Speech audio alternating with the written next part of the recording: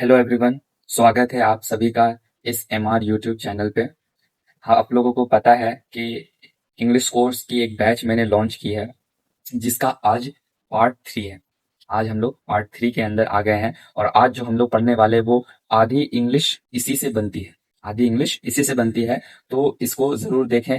और ये बहुत यूजफुल, आज का जो लेक्चर है बहुत ही ज्यादा यूजफुल लेक्चर है। ठीक है, तो आज हम लोग आगे बात करते हैं। तो सबसे पहले टारगेट बोर्ड में देखते हैं तो क्या है, how to use of is M R. ठीक है, हम लोग सबसे बढ़िया चीज आज जो पढ़ने वाले हाउ टू यूज क्या है कि हम लोग से पूछा जा रहा है कि कहाँ पे हम लोग इस एम आर का यूज करेंगे। ठीक है, उसके बाद सेकंड में हम लोग पढ़ेंगे निगेटिव सेंटेंस। ये भी बहुत ही अच्छा है क्योंकि निगेटिव सेंटेंस ऐसी सेंटेंस है जिसमें कि आपको हर एक सेंटेंस में, हर एक चीज में आप लोगों को ये निगेटिव सेंटेंस देखने को जरूर मिलेगा। ये बहुत ही ज्यादा आज का जो टॉपिक है वो दोनों टॉपिक ही बहुत ही ज्यादा अहम टॉपिक है। तो हम लोग बात करते हैं सेकेंड टॉपिक की। ठीक है, तो आज इसमें क्या है कि use of is M are.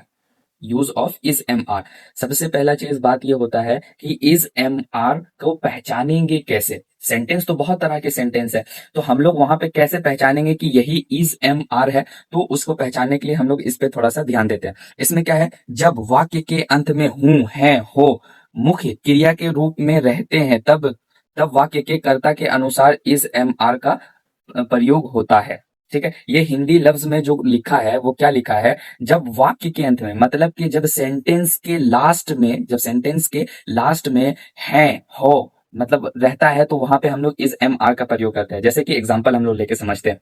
Example में हम लोग ये लेके समझते हैं, जैसे मैं खुश हूं, हम लोग गरीब हैं, तुम लोग अमीर हो। तो यहाँ पे क्या आ रहा है, लास्ट में है का आ रहा है, तो जहां भी है होगा वहां पे हम लोग इस एम आर का प्रयोग करेंगे। सबसे पहले बनाने का नियम को देखते हैं। सबसे पहले सब्जेक्ट लगाते हैं, उसके बाद इज एम आर लगाते हैं, फिर ऑब्जेक्ट लगाते हैं। ठीक है, जैसे कि एग्जांपल में हम लोग एक लेके देखते हैं। जैसे क्या है कि मैं खुश हूं, मैं खुश हूं, तो सबसे पहले यहाँ पे क्या बोला गया, सब्जेक्ट लगाने का। सब्जेक्ट क्या है, तो आई है। फिर क्या है कि आई के साथ हेल्पिंग वर्ब क्या है, एम है। आई के साथ हेल्पिंग वर्ब एम है। उसके बाद खुश का हैप्पी, हैप्पी। ये हो गया हमारा सेंटेंस। यहाँ पे क्या है, मैं खुश हूं, तो सब्जेक्ट सबसे पहले आया, फिर इसके साथ हेल्पिंग वर्ब आया, उसके बाद ऑब्जेक्ट यहाँ पे आ गया। तो ये सिंपल था एग्जाम्पल। उसके बाद आते हैं एक बहुत ही इंपॉर्टेंट टॉपिक पे, तो जिसका नाम है, ये है use of is M R. ये सबसे ज्यादा समझने वाली चीज है। अगर आप देख रहे हो तो इसको जरूर अच्छे से समझना। पहला क्या है, पर्सन। पर्सन का मतलब होता है किसी, कोई आदमी। ठीक है, उसके बाद सिंगुलर का मतलब होता है एक वचन। एक वचन का मतलब होता है जहां पे एक होगा वहां पे हम लोग सिंगुलर यूज करते हैं। प्लूरल का मतलब होता है मोर देन वन, मतलब एक से ज्यादा होंगे तो वहां पे प्लूरल यूज करते हैं। पर्सन में सबसे फर्स्ट पर्सन आते हैं। सबसे फर्स्ट पर्सन का मतलब होता है मैं। अगर किसी से मैं बात करने जा रहा हूं तो फर्स्ट पर्सन मैं हूं, क्योंकि मैं अपने आप को लेकर के जा रहा हूं किसी के पास बात करने के लिए, तो फर्स्ट पर्सन मैं। तो सिंगुलर के लिए फर्स्ट पर्सन मतलब यहाँ पे कोई नहीं है, सिर्फ मैं हूं, तो यहाँ पे क्या हो जाएगा, आई हो जाएगा। लेकिन यही अगर प्लूरल की बात करें एक से ज्यादा, तो मैं और आप लोग सब मिला के क्या हो जाएगा, हम लोग। हम लोग, तो हम लोगों का इंग्लिश क्या हो जाता है, वी हो जाता है। ठीक है, सबसे पहला फर्स्ट पर्सन मैं, पहला सिंगुलर में मैं। अगर प्लूरल की बात करें तो हम लोग। ठीक है, सेकंड पर्सन की बात करें तो सेकंड पर्सन में मतलब कि मैं किसी से बात कर रहा हूं, मैं किसी से बात कर रहा हूं। जैसे कि फर्स्ट पर्सन किसी से बात करने के लिए गया तो उसको कहते हैं सेकंड पर्सन। और सेकंड पर्सन में चाहे वो छोटा हो चाहे वो बड़ा हो, है ना, वहां पे हमेशा इंग्लिश में यू ही यूज होता है। तो सिंगुलर के लिए भी यू ही यूज होता है, प्लूरल के लिए भी यू ही यूज होता है। अब आप बात करते हैं थर्ड पर्सन। थर्ड पर्सन क्या होता है, फर्स्ट पर्सन और सेकंड पर्सन दोनों मिलकर के किसी तीसरे की बात कर रहे हैं। जैसे हम और आप मिलकर के किसी तीसरे की बात कर रहे हैं। अगर वो हम दोनों किसी तीसरे की बात कर रहे हैं तो हम लोग किसी चीज पे भी बात करते हैं, बात कर सकते हैं। जैसे कि किसी लड़के के ऊपर बात कर सकते हैं, किसी लड़की के ऊपर बात कर सकते हैं, किसी सामान के ऊपर बात कर सकते हैं, किसी पर्टिकुलर नेम के ऊपर बात कर सकते हैं। यहाँ पे मतलब हम दोनों मिल करके किसी तीसरे के बारे में कुछ भी बात कर रहे हैं, तो यहाँ पे कोई भी हो सकता है। लेकिन सिंगुलर के लिए, अगर प्लूरल में अगर बात करें एक से ज्यादा के लिए, तो वहां हमेशा आर ही यूज होगा। ठीक है, वो मैं आगे बताऊंगा कि कैसे यूज होगा। पहले समझते, आई के साथ हमेशा एम लगता है, यू के साथ हमेशा आर लगता है, ही के साथ इज लगता है, शी के साथ इज लगता है, इट के साथ इज लगता है, दे के साथ आर लगता है, वी के साथ आर लगता है। ठीक है, यहाँ पे क्या बताया जा रहा है, जैसे फर्स्ट पर्सन में हम लोग आई पढ़े तो आई के साथ क्या लगा, एम लगा। ठीक है, वी के साथ आर लगा, यू के साथ आर लगा, फिर यहाँ पे भी यू ही है तो आर ही लगेगा। लेकिन थर्ड पर्सन के सिंगुलर नंबर के साथ क्या लगेगा, इज लगेगा। सिर्फ और सिर्फ इज कहां लगेगा, थर्ड पर्सन के सिंगुलर नंबर के साथ हमेशा इज लगता है। लेकिन अगर प्लूरल की बात करें तो वहां पे आर लगेगा। हमेशा याद रखना, इज कहां लगेगा, थर्ड पर्सन के सिंगुलर नंबर के साथ हमेशा इज लगेगा। लेकिन अगर प्लूरल की बात करें तो वहां हमेशा आर लगेगा।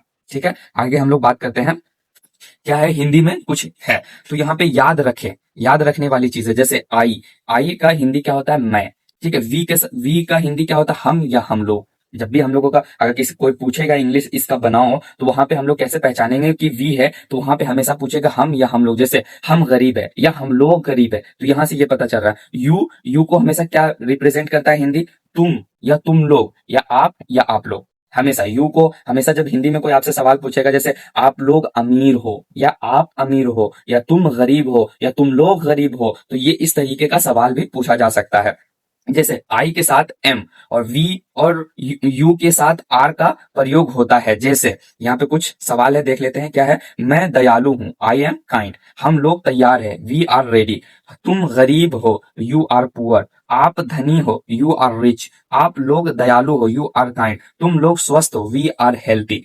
ठीक है, हमेशा याद रखना है कि इज एम आर कहाँ लगाते हैं, जब भी किसी के वाक्य के अंत में हा है हूं अगर आए, तो वहां पे हम लोग इज एम आर लगाएंगे। ठीक है, आगे हम लोग पढ़ते हैं।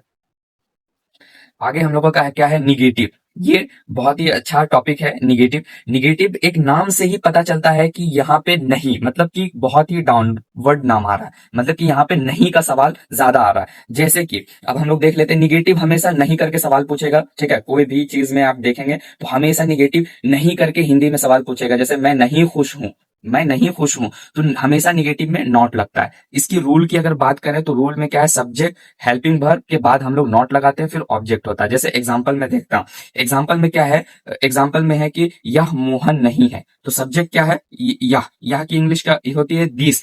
दिस के साथ हेल्पिंग वर्ब क्या है, इज। उसके बाद नॉट, यहाँ पे बताएगा नॉट लगाना, फिर मोहन क्या हो जाएगा, यह मोहन नहीं है, तो दिस इज नॉट मोहन।